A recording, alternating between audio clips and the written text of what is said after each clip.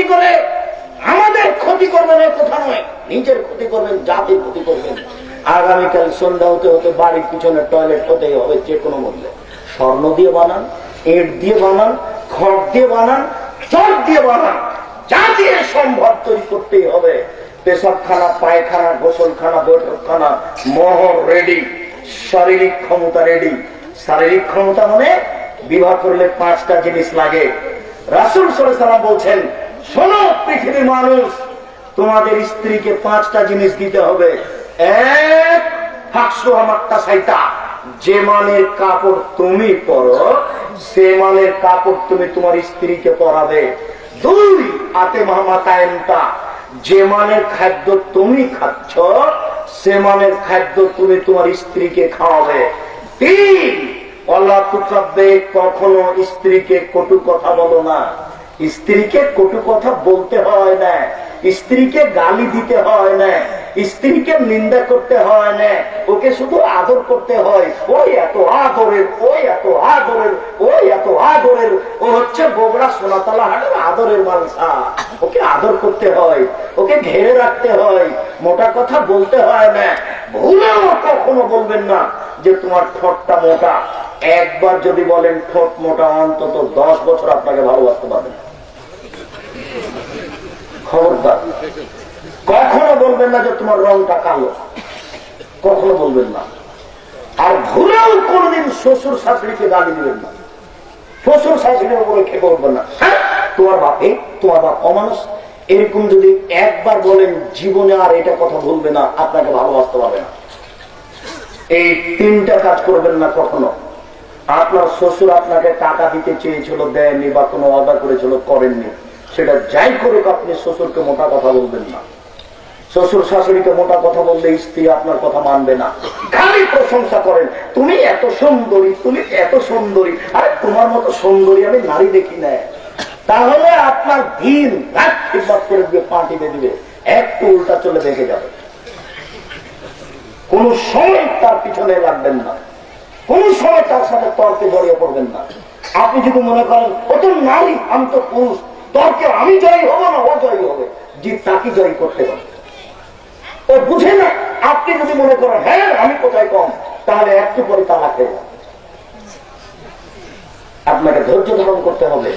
যখন দেখবেন স্ত্রী খুব কিছু বলছে, তখন আপনি চুপ হয়ে যাবেন, আপনি শুয়ে পড়েন। আপনাকে আমি বলিনি একটা কথা, মনে আছে কিনা? প্রত্যেকদিন সকালে ইবলিস তার চেয়ারটা সাগরের উপরে রাখে, আটলান্টিক মহাসাগর, প্রশান্ত মহাসাগর উপরে রেখে সারা পৃথিবীর শয়তানকে ডাকে, আর পৃথিবীর শয়তান তোমরা শোনো, তোমরা পাপ করো, মানুষকে পাপ করান, আর আমাকে রিপোর্ট দাও। বিকেলে এসে শয়তান বলে যে আপনারা, আমি একটা পাপ করিয়েছি। কি করেছো তুমি? আমি ওকে সালাত আদায় করতে দিনি, নামাজ পড়তে দিনি, যা, ওটা কোনো পাপই হবে, যা। আরেকজন এসে বলে যাবো না, আমি একটা পাপ করিয়েছি, আমি একজনকে জেনা করিয়ে দিই, যা, ওটা কোনো পাপ হয়নি। আরেকজন এসে বলে যাবো না, আমি স্বামী স্ত্রীর সাথে গন্ডগোল লাগিয়ে দিয়েছি। যেমন এই কথা বলা, ইবলিস তাকে উঠে বুকে জড়িয়ে ধরে বলে তুমি একটা কাজ করেছ, কাজে।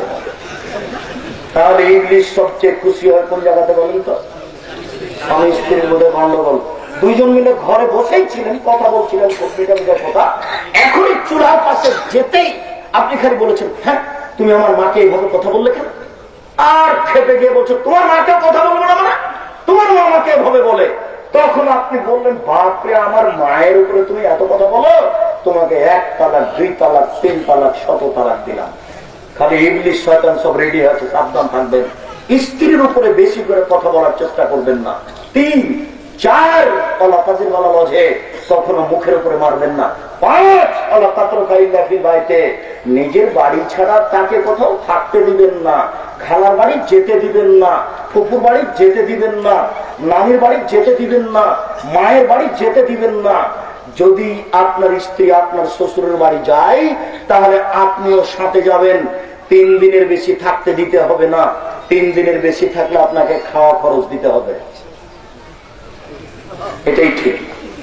খাওয়া খরচ দিতে আমরা বাধ্য করিনি, তবে ও আপনার স্ত্রী। এখন আপনার শ্বশুর বাড়িতে গিয়ে থাকবে কেন? থাকতে পারে 3 দিন মেহমান হিসেবে। 3 দিনের পরে মেহমানি কেটে যায়। এ দেশের নীতি এটা ঠিক নয় যে মেয়ে বাপের বাড়িতে গিয়ে মাস মাস থাকবে। সম্মানিত উপস্থিতি, মেয়ে বাপের বিবাহ উপলক্ষে 2 টাকা খরচ হবে, এটা শরীয়তে বোঝা যায় না। অতএব আপনি 5টা দায়িত্ব পালন করুন। আপনার স্ত্রী যে আপনার বাড়িতে থাকতে পারে, মাথা গুজানোর মতো আগে জায়গা ব্যবস্থা করুন। তারপরে আপনার বাড়ি ছাড়া সে কোথাও যেতে পারে না, জরুরি প্রয়োজন ছাড়া হাট বাজার যেতে পারে না, জরুরি প্রয়োজন ছাড়া আত্মীয় স্বজনের বাড়ি যেতে পারে না। বিবাহের বাড়ির তো কোনো প্রশ্নই আসে না। শুনুন, এবার আপনি রেডি, বিবাহ করেন। কেন?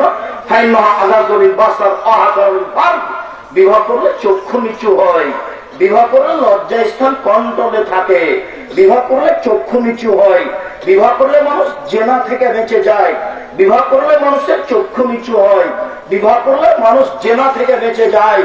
বিবাহে 2টা কাজ হয়। যুবক, তোমাকে বলা আছে একাধিক দিন, আজকে তোমাকে আমি ওই কথাটা স্মরণ করাচ্ছি, শুনে রাখো।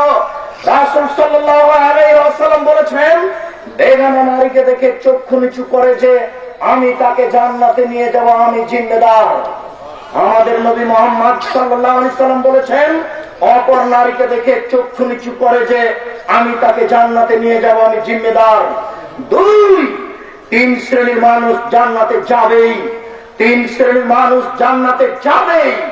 তার 1 শ্রেণীর মানুষ হচ্ছে বেগানা নারীকে দেখে চক্ষু নিচু করে যে সে জান্নাতে যাবেই, অপর নারীকে দেখে চক্ষু নিচু করে যে সে জান্নাতে যাবেই।